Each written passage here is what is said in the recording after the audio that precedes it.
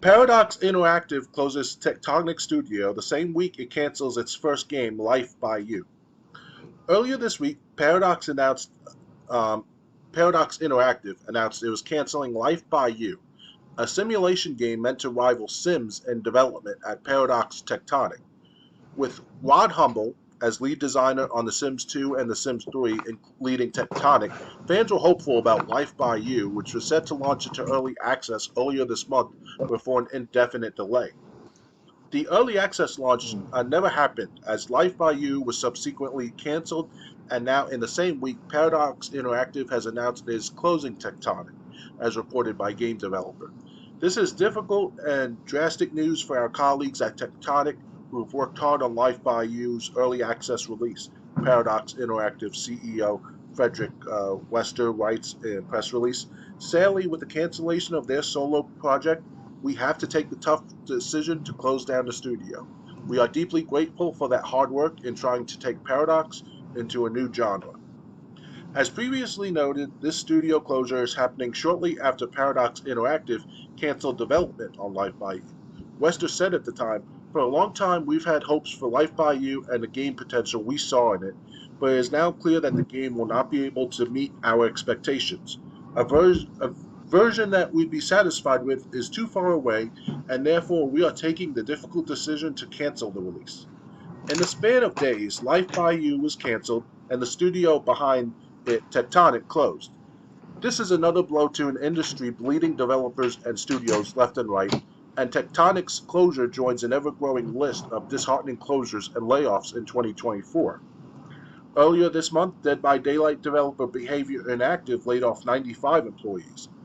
Fabe Dom and Dauntless developer Phoenix Labs laid off the majority of its staff and canceled its in development games back in May.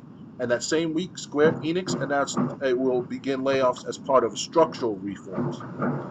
In May, Xbox closed four Bethesda studios, including Hi Fi Rush developer Tango Gameworks and Redfall studio Arcane Austin. Take Two Interactive closed Roller Dome studio Roll 7 and Kerbal Space Program 2 studio Intercept Games, alongside major layoffs to its indie publisher, Private Division label. That same week, we learned Deliver Us Mars developer Koken Interactive had laid off nearly its entire staff. Elsewhere in the year, EA laid off roughly 670 employees across all departments, resulting in the cancellation of Respawn's Star Wars FPS game. PlayStation laid off 900 employees across Insomniac, Naughty Dog, Guerrilla, and more, closing down London's studio in the process too. The day before, Until Dawn developer Supermassive Games announced it laid off 90 employees. At the end of January, we learned. Hold on. Okay, so we're almost done through the history. I was like, wait a minute, how far is this article going back? At the Mm-hmm. end of January, we learned Embracer Group had canceled a new Deus Ex game in development at Eidos Montreal and laid off 97 employees in the process. Also in January, Destroy All Humans remake developer Black Forest Games reportedly laid off 50 employees, and Microsoft announced it was laying off 1,900 employees across its Xbox, Activision Blizzard, and ZeniMax teams as well. Outrider Studio, People Can Fly laid off more than 30 employees in January, and League of Legends company Riot Games laid off 530 employees. Lords of the Fallen publisher CI Game laid off 10% of its staff. Unity will lay off 1,800 people by the end of March, and Twitch laid off 500 employees. We also learned that Discord had laid off 170 employees. That layoffs happened as PTW, a support studio that's worked with companies like Blizzard and Capcom, and that SteamWorld build company Thunderful Group let go roughly 100 people. Dead by Daylight developer Behavior Inactive was also reportedly laid off 45 people too. Okay, so that's basically everything that's happened just in the calendar year of 2024. Comments. Pilot Nexus goes, "I'd never heard of this game before seeing this article. However, a game to compete with The Sims would have been a good thing, as competition would hopefully have improved The Sims games too going forward. A shame it's now not going to happen, and a bit more brutal that the studio has been closed too." Slippy Slappy goes, "This wasn't good enough? It looked like what The Sims is supposed to evolve into, and already a step above The Sims 4 Abomination, or Abomination. And Zach Freeland goes, they realized it couldn't compete with WW. So, what do you think of this studio not only laying off The Sims, not only laying off its developer, but canceling the game, um, and then laying off basically the whole team? Yeah, that sucks. And I think it's that first ever game that made the host compete with the Sims franchise. Because for the last couple of Sims games, especially for Sims 4 and all, it started to become like a crappy show as far as like with the DLC involved. Up to like $1,000 worth of DLC to download from for the Sims 4 alone. So they could do that. The company behind Sims 4, to do that because there was no competition for another game like that to compete with their Sims 4 games. So this would be a great breaker in competition, and then it may not be the best override Sims 4 or any Sims game for by default anytime soon, but it'd be a good start to it all. So it's just it was only a matter of time. But they got laid off the people. They also shut down the studio, so now I gotta wait a few more years till someone else comes to fix the competition around again. So that's how it is in most recent time within these gaming studios because they create a game and didn't do so well and it got shut down afterward.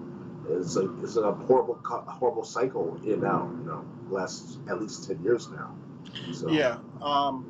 And the thing is, I mean, looking at the, I saw I saw a picture of Life by You and everything. It looks like they said, it looks like what The Sims should have been. right. The people look a lot more realistic. The worlds look a lot more vibrant and occupied. Not like everything like on a 2D plane by like that The Sims has. So this looked like it would have been, you know, if maybe The Sims took place in like a metropolis, New York, or something like that. Oh yeah. But the character models looked a whole lot different and looked a lot more like humans than Sims do. Um, yeah, but unfortunately, The Sims is going to continue not to have competition, which is good for us because we get to make fun of The Sims when they Oh yeah. mess up. But Yeah. yeah, unfortunately, all these people, more developers are being laid off and more studios are closing, unfortunately. hmm And I just wonder, like, is it true? Like, can't these developers and people that have been laid off, can't they just form their own studio? Especially like once they get their severance package, maybe they have a non-compete for a certain amount of time. But like once that one's out, can't they just like form their own studios? Since Yeah, that'd be a good idea. But most employees who work for these gaming companies still have that kind of organizational skills like that of the higher ups because they're just developers, not the actual management. You know what I'm saying? So they're thinking about their own selves with their own creative skills or creative creation ideas of sorts. So try to put them together or have each developer have their own form of hierarchy in their own new studio will be conflict of interest too. So you're about to have a manager to see everyone, oversee everything, and then take it from there. But right, no, I'm not to say that they're not stupid or they don't organize. It's just that you know.